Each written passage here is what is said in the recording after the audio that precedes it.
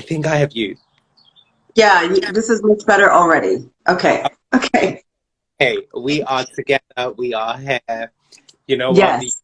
try to throw lots of things today at us, but we're here. We're fine. Woo. Thank you so much for joining me today. I know we connected before, and you were talking about Mental Health Month there in America. It's good that you've kind of spoken about that actually. Because I think it's so relevant now, right? So important that everyone is taking care of themselves. And you know what? We missed the time of 7. We're here at 8, and we're going to have a fantastic conversation, which Yes, we are. We always do. I can't wait, because the album, the EP, is incredible. So I want to talk about the EP straight away. It's called Animus Yes. versus Anima. For those who don't know what the album is about, talk me through it. What does the esoteric philosophy mean? And yeah, explain the title. So the title is based on a Greek philosophy that, obviously is ancient. And this philosopher basically was the first one to think like, there's a difference between your body and your mind and your soul. Like the thing that is moving your emotions and your like your instincts, love and anger and all these things. So he also, in his discoveries, was like, there's going to be a constant battle between these things, the mind and the heart. And when I was reading about that, I was like, that is exactly what I feel like I'm going through all the time. My mind says one thing, my heart says another. You go to one best friend and they tell you, oh, no, you're totally right. And you go to another best friend and they're like, no, you're absolutely wrong. And it was just this duplicitousness of everything that I was going through. And then also the music that was coming out of me, that I was like, this is exactly what the title needs to be. So esoteric, obviously, meaning those that know. If you know, you know, type of deal. So, and it's based on philosophy. Carl Jung, the psychiatrist, famous psychiatrist, he adopted these terms to mean other things. That is not what I'm talking about. He was kind of out there, as we know. But so I did want people to know it's the philosophical definition. So that's why, and it's an EP, so it all worked out, Yes, you know what, and you can get that whole feel of the rational and irrational feelings of, the back and forth on each of the tracks, which we'll dive into later. But that also, well, how much did you get involved in designing that? And how did that come? The album cover? Yeah. Sorry, you broke it. Oh, so I this is a great story. I have done all my album covers up until now. So I did I had this whole vision of what I wanted it to be, and I was playing around with having 2 shots of me kind of melded together to show, the dichotomy of what we're all dealing with. But I did the photo shoot, and I managed to get the faces the way that I wanted to, and then like everything else fell apart. I didn't like the background. I didn't like the colors I was choosing. So Damon Turner, who is my writing partner and producer of the project, he also is a graphic designer. He also went to school for that. So he helped me, with the rest of it. And it really kind of came together, and it just kind of, it shines a light on, we are not one thing. Nobody is. And there's all this turmoil and inside of one little face. Yeah, I think For everyone. Relatable for a lot of people, right? Sometimes we do on edge about things. Sometimes things feel like they're going perfectly, and it's just the constant swing of the two things. So yeah, no, I think it's a very, very good concept that you've explored. The title track, I think, was definitely and out for me. It just sets the tone completely to the EP, and the lyrics, sit down and shut up. Where were you at that point in writing that song, and how did that come about? That song came about because I've been trying to maneuver through healing, and I was battling some demons that came from my past. And as an artist, I know you can relate to this. A lot of times, there's no way out but through. Mm. And I had put off writing a song about this, subject matter, my entire life. I've done it a few times. I've never performed them. I've never recorded them. And this kind of just flowed out of me when I found the producer's beat. So the track came first, and it just, the way that it was so static. I'm sorry, not static, but it was so filled with this energy, and it just came to me, sit down and shut up, which was something that it was a sentiment that I, unfortunately it was pushed on me. So for a long time.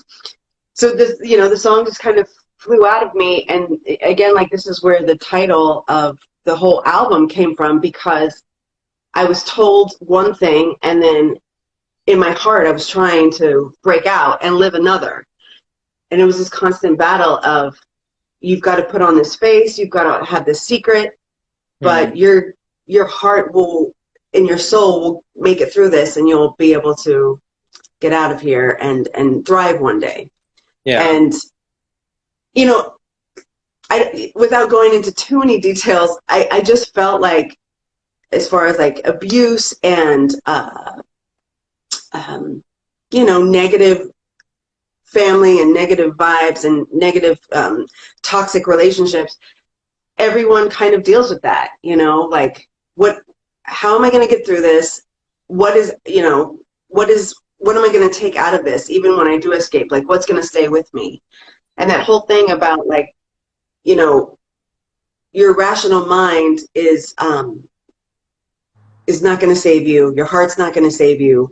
And I just really wanted, like, an anthem to be like, no, you're going to sit down and shut up now, because I'm out of here and I'm going to win. I think powerful message, powerful start to the EP. And just as mums_manage says, it's healing, your expression is key, always choose you in the end. I think one thing that's really powerful is when you have experienced any type of turmoil or hardship, is actually going back to those spaces and almost reclaiming those words, those times. And it's said and done, obviously. And sometimes you may listen back to that track and it can evoke some of those emotions you felt in the past. But it's so powerful that you're able to now give such a beautiful message out there. And actually, no, I'm not back in that space anymore. I've overcome that. And this is my message to that experience that I've had. So honestly, it stood out to me completely. Like, listening to it, you lose yourself in that title track. So congrats on being able to share that message. And I'm sure there's a lot of people watching, a lot of people listening to the music that'll be able to connect to those experiences. And that's the power of music, right? Yeah, I hope so. Yeah. Thank you. Really, really wonderful. Then we get into 40 Leagues, which I love the ocean water kind of theme, and the word I drown for you, which I think then, coming from a track which is a bit more of ownership of time, of your experiences in the past, possibly, it's now going into something different where you're kind of expressing how, and in my opinion as a listener, how you've kind of given up some parts of yourself for someone, like, I'm drowning for you. So where did that song come from? And did it flow directly from the title track? Yes, it did. The title track came first. The 40 Leagues, again, I was given the track, and when I listened to it, the first thing I felt was lost. And the way that there's this kind of like rocking motion to the beat and everything, I was like, definitely. And Damon even said, like, where are you lost? And I was like, like it feels like there's water. It feels like Lost at Sea. And so we started talking about that, and 40 leagues. We looked up what a league is and all these things. But what's interesting is that I swim for you and I drown for me is the same person. I am talking about me for both of those. And that goes back to the head versus the heart. I have struggled with, do I keep going, or do I make things a little easier on myself and just like take the easy road? You know, I work in retail. I make a decent living doing that. Should I just, you know, stop fighting and stop dreaming and all this?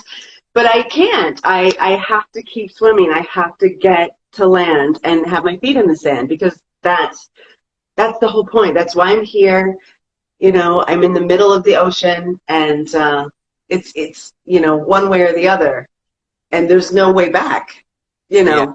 so that's that's how that happened. Right. Music is one of those things. Once you're in, it no matter how much you struggle with, oh my God, like I need to work on this and work on that, it's hard to pull away. It's hard to be like, you know what, I'm going to give up on it and I'm just going to ignore it. Once you're in, it just gets you. So I think a lot. Completely. Since I was 5, I've had this conversation, and I'm still swimming.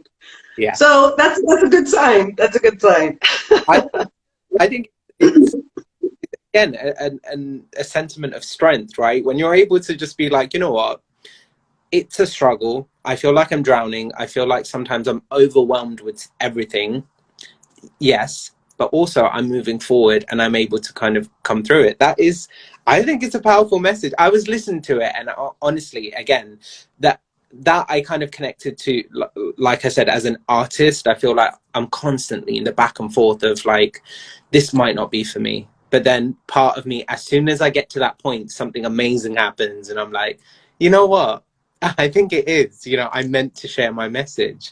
So yeah, it's a great track. The next track is your first and only collaboration on the EP with Jordan Anima and also Damon Turner, which, you know, he produced the whole album, but he's also an artist himself. How was that working with other people? How was that experience for you? So Stay Here was the first track that Damon and I worked on at all. We had met at this function for another artist that we're mutually friends with, and we were talking about our projects, and I wrote Stay Here during the pandemic and the uprising. So that's why, you know, we were talking about the danger outside. Here in LA, there was a lot going on. I mean, all over the world, obviously. There was a lot going on here as well. And I wrote that song scared for my friends and family. And we were out protesting, and that feeling of fear for COVID and, you know, everything going on with the police. So that's where that song came from. I was telling Damon about it, and that was the one that we, you know, decided to tackle first. And the beautiful Jordan, she is Damon's niece. And she just stopped by to visit, and I'm sitting there while Damon is recording his verse, and she's like singing along, and I'm like, oh my, where did these books come from? Right. She was 17 at the time. She was a little beautiful baby, and just like this power was coming out of this side of the couch. So I'm like, what is happening? And Damon's like, Jordan, you wanna sing some background? And she was like, yeah. And the most beautiful harmonies, and you know, I don't even know. It was such a gift to have her there, and it's just like we were talking. Everything is meant to be. So. I can't wait to see where she goes. I'm very honored to have her on her debut be on this project with Damon as well, her uncle. It was so great. And Damon, you know, Damon has his own stuff. Like, he's what we call the trap Sade here in America. And so to have him tell, you know, to set it off and tell the story, it just made perfect sense. So it's one of my favorite tracks I've ever made. It's the energy between you guys. I mean, obviously, I didn't know that they were related, but it also makes sense. It runs in the family, the Salon, but it's a good just people coming together. Is she exploring music now as an artist? Has this inspired her? Oh yeah, no, I mean she was before also. I just didn't know that. I met her that day, but yes, she is a very talented singer. She just graduated high school, so she is diving into all of these things, and you will be hearing a lot from her. I will keep you posted on everything that Jordy is doing. Yeah. Amazing. Amazing. Yeah, honestly, you all sound incredible on that. It's just a great mix of people, and it's hard to find sometimes people that you just click, so it's a very solid. Amen. And then the next track is New Heartache, sorry, which we spoke about a few months ago. This was the lead single from the EP.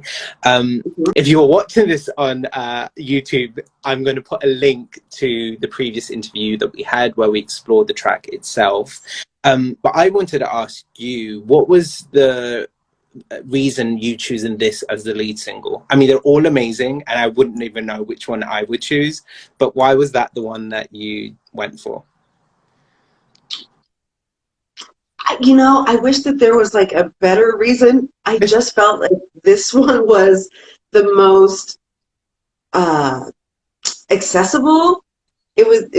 All of the other songs I thought were a little bit more niche in all these other directions, and so and obviously it's a great story, but my previous album was very different, as we talked about before, and I didn't want to like lose people. Like what Animus versus Anima, the title track should have been maybe the lead single because it's the title track, but it's just so different for me. I thought that people would be like, what? I don't get it. Da-da. So I felt like New Heartache was a great story, and then kind of a more accessible, vibe, Yeah, I guess from a commercial perspective, I guess New Heartache is the one that I think is, as a concept, I think relatable in a lot of senses. Whereas some of the others, I right. think you need to go a little bit deeper than just And a little bit more context as to what the whole journey is. So right. I feel like that one can stand alone without, knowing what else is happening. Right. So we spoke about New Heartache and kind of your experiences with love, because a lot of your music is around love. Where are we at now? I have to ask, where are we at in life? We are happily focused on this beautiful album that I've made. It's the best work I've ever done. I'm going to start performing in LA next month. So we're in the same place, Axel. Yeah, love for the message, and love for the people that support you. So I'm here for it. Right, exactly. Me too. So, I mean, you never know. I'm gonna come to London and visit you, so maybe my person is there. yeah, you definitely need to come to London first of all, and yeah, you never know. The universe may have somebody in the UK for you. Who knows? Well, speaking of love and chivalry, the next track explores that a little bit with Don Quixote. That's, for those who don't know, it's a novel based about a man and his squire who are trying to prove that chivalry is not dead. So it's kind of a bit of an anti-hero character in the story, but you kind of learn to kind of get where he's coming from. He's just thinking, everything's positive, everything's love. So where did you get that song title from, and has that connected as the character, or it was just the song related to it? No, it was all of it. It was this 100% inspired by the story. I wrote that song 10 years ago, almost to the day. The recordings on that song are my niece and nephews, and they're all teenagers now, but they're like the tiniest little babies. in the recording. What happened was I was in a relationship for 15 years. It was a beautiful relationship that I grew up in, and we didn't work out. And when things started to kind of, fall apart, that movie, it was like a Hallmark movie, or, it was like a BBC original, but out here it was like on basic cable one day. And I was just kind of going through the pain of the realization that this relationship is ending. And John Lithgow, wonderful actor, he has this scene in the movie where that is the intro, and he's got all these haters, right? And one of them is his niece, I think, and she's like, "What makes you think that someone that is old and beat up as you can still be a valiant knight fighting dragons and saving princesses?" And he was like, "Because I can still dream." That is my life summed up in one sentence, and it stuck with me for 10 years. I went home I live in LA, but I'm from Oklahoma. I went home to see my family that Thanksgiving and recorded all of that footage with my family. And the whole thing is like, I'm telling my niece and my nephews and my mother to say these words. And I don't know how to explain artistically what I was like getting, but it's like me passing on this sentiment that is so much of my world and my life and the reason that I'm here. And then to have the kids say it back in their beautiful tiny little voices, and then to have my mom say it back in the way that she's like, "Duh, because I can still dream." It's like that's what I'm made from. That's where my lineage is going. It was full circle. And I've tried to do this song for 10 years, and Damon and I found the perfect piece for it, and it's one of my shining moments. I'm so happy that it's out in the world now. It's my swan song for sure. I love the personal touch, like you said, of the recordings. I love it's almost like a nostalgic feel to the track, and of course it makes sense for you because you've been working on it for so long. But even as a listener, it felt like, oh, you know what, there's kind of a memory behind this, there is a story behind it. So yeah, it was very, very cool to listen to, and again, to pay this forward to the future generations of musicians, but not outside musicians and creatives, just people in general. We just forget to dream. Like, we forget that actually dreams are possible, and your age, we get caught up in trying to stop us from dreaming, no matter what. Every way we're standing in our way. So it's a great message to have in a track. Dream and let it happen, because it can. So I am so honored that you are supporting this blog to share your story, because I think I've been a fan. I am a fan, and I know that a lot of people, if you are watching again, please do go check out the EP Animus versus Anima. It's just such a great project, and as an artist, as a creative, I really value that every track has taken some time to and is well thought out and is written from a personal level. Not a lot of people do that, so if you are watching, please do go support, because it means a lot for artists like Ms.Michl, for just the effort that goes into these EPs and in these projects. So congrats again on this release. It's fantastic. Thank you so much. It's lovely talking to you, but I want to, before we end this, kind of get to know you a little bit more. So quick fire questions, because we didn't explore this last time, and I touch wood, fingers crossed, the Wi-Fi, it's connected. So let's get these quick fire questions. Okay, would you rather be a songwriter who can't sing, or a great singer who can't write?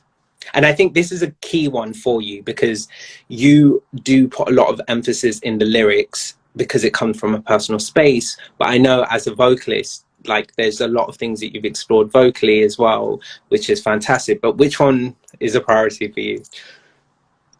I would much rather be a songwriter that couldn't sing. Yeah.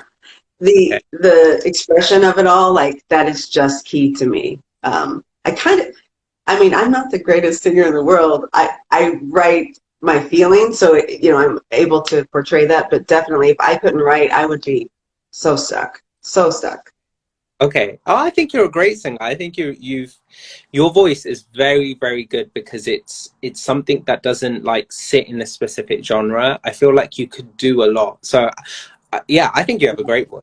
But Thank writing, cool. Okay. So, digital versus vinyl, because this is a very like throwback question. Vinyl, CDs. I've been a huge fan of like when I had my favorite artists, I'd love the little like booklets and Yeah, the that, jewel cases. Yeah, yeah. exactly.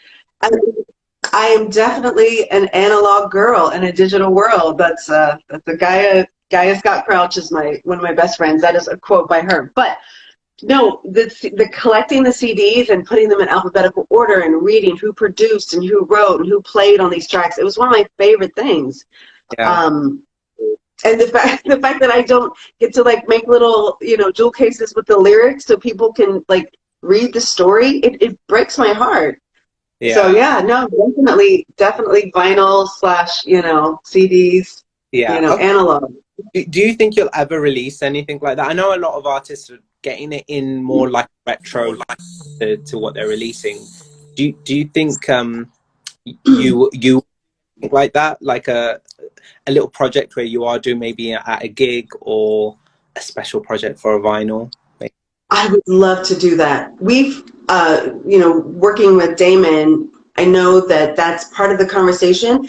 Pressing on vinyl is a hard thing Hmm. because like you said, that project has to be like thought out for that type of release. The way that it's mastered and mixed and everything, and pressing on vinyl because it's so rare is also really expensive.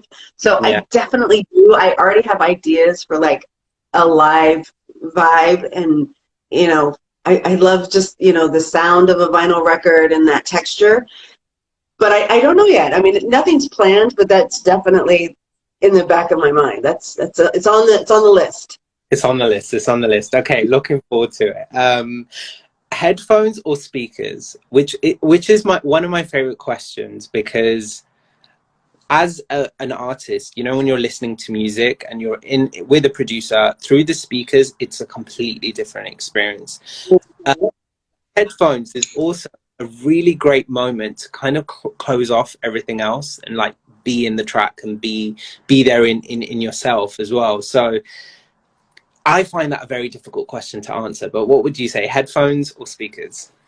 It is a very difficult because it's two different vibes. For the party, definitely speakers. Yeah. When I was writing this album, every time that I would listen to a mix in the headphones, I would cry. It's so literally in your head. Yeah. So I'm gonna do speakers because like you want to get up and dance and like not be sitting there thinking about exit. So Fair, definitely speakers. Final answer. fair. Okay, I mean, I guess this next question might be easier for you to answer. Ballads or dance beats? To create, to experience. Oh, okay. How about to experience?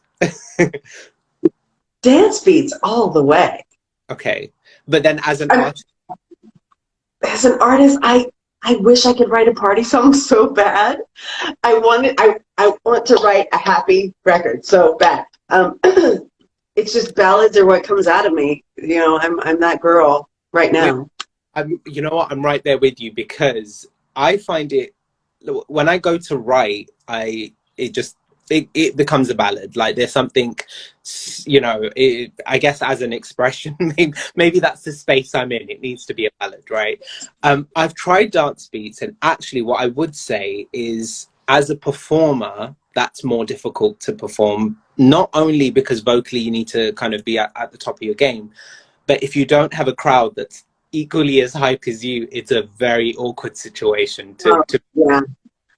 trying to get people Yeah. up. That takes a lot of energy, and if they're not giving it back, yeah, you're just kind of out there on a limb. Yeah, definitely. Bit awkward. Okay, playlists or shuffles? And I think this is also a good question, because playlist is a curated piece, you know, where you're like, okay, listen to an artist or a genre that I enjoy. I kind of know what's coming. And when you have something on shuffle, it's a completely random, unique artist that you've never heard of before. So what do you think about These are great questions, Axel. Um, I'm gonna say playlist Okay. because I like the stuff that I've curated, you know. I like to, Mm. so, you know, a lot of, I mean, I found so many artists on Shuffle though. I found so many, I'm like, who is this? Like, you know, Shazam it and everything. But when I make a playlist, it's like, you know, like this whole journey that I'm like taking that I set myself up for. So Right. I like that. With playlist, actually, you set different moods. Like if you're working out, you might have something that sounds completely different in a playlist, and if you just want to be in your feels, it will be all the ballads in that in that playlist. So shuffles kind of is a tricky one, because if you're up and about, it completely changes your vibe. So I get that. I get. Exactly. And finally, do you find yourself in a particular situation? This is a question about writing music. When you listen to music, does that does that inspire you to write, or do you get moments where it's a situation that inspires you to write? It's a little bit of both. When I listen to great songwriters, I listen to how they tell their story and I take note of it. There's a great artist named Jensen McCrae, and she has this song called Wolf, and it is the most amazing way to write a story about, frankly, a really dark subject, which is sexual assault. I heard how she told the story, and I was like, I would have never thought of this. It's so beautiful. Um, So I get ideas like that, but when it's time for me to write, you know, those things are kind of in the back of my mind, but I do sit down and write based on, you know, the situations that I'm going through or, you know, that are bubbling up. Okay, So okay, that's fair. I do things of like, you know, like Prince always uses symbolism and you think he's writing about one thing and it's actually not, it's something completely different. So I always think about that. Like, how can we, you know, 40 Leagues is not about the ocean at all. So, you know what I'm saying? Yeah. Yeah, no, that's true. Thank you so much. I've seen some of the people comments in the chat. Thank you so much for everyone who's tuned in. If you are just tuning in, please do go check out Animus versus Anima by Ms.Michl. I will put all the links in the description as usual. Before we go, though, are we going to get any more singles? Are we going to get any more visuals? Because I'm like, I need to. So, yes, I am happy and scared to announce that Animus versus Anima will be a visual album. We're working on that aspect of it for, you know, the release at hopefully the end of the summer. So yes, there's more coming. There's more to the story, and I've already started writing the next project. So Ah, which will be a thing. Yeah. So this short, concise story that I'm so proud of. I want to do visuals to tell, you know, to tell the stories in a different way. So yeah, I'm working on that, and you know, it's everything takes longer than you want it to. I'm a Taurus. I'm just like, come on, let's get this done. So it's coming. So stay tuned, and fully tuned in. I'm so happy that I am hearing more music things, all the best words that I'm hearing right now. I'm looking forward to it, and I'm glad that you are continuing music. Your music needs to be out there. You're an incredible talent, so I'm grateful again. Thank you so much, Ms.Michl. How can we find you if people are watching back? Give all your shout outs to your handles and the people that you want to as well. I've got to give a shout out to all of my friends and family, but you know, John Luke, Alice, and Thomas Michael, my niece and nephews that had, oh, and my mom. Sorry, Mama. They had their debut on my album, as well as Jordan Ayana and Damon Turner, my producer and co-writer. I love all you guys, and this couldn't have been done without you. I'm on Instagram, Ms.Michl Music, but it's spelled Ms.Michl music on IG. And yeah, the album Animus versus Anima is streaming everywhere on all platforms. So the easiest thing to do is just type that in, Animus versus Anima, and this little mug should come up. Yeah. Well, thank you once again, and congratulations on this release. Always wonderful chatting with you, and I can't wait to chat again. Yes. Thank you, Axel. Thanks for everything, guys. Bye. Thanks. Bye bye.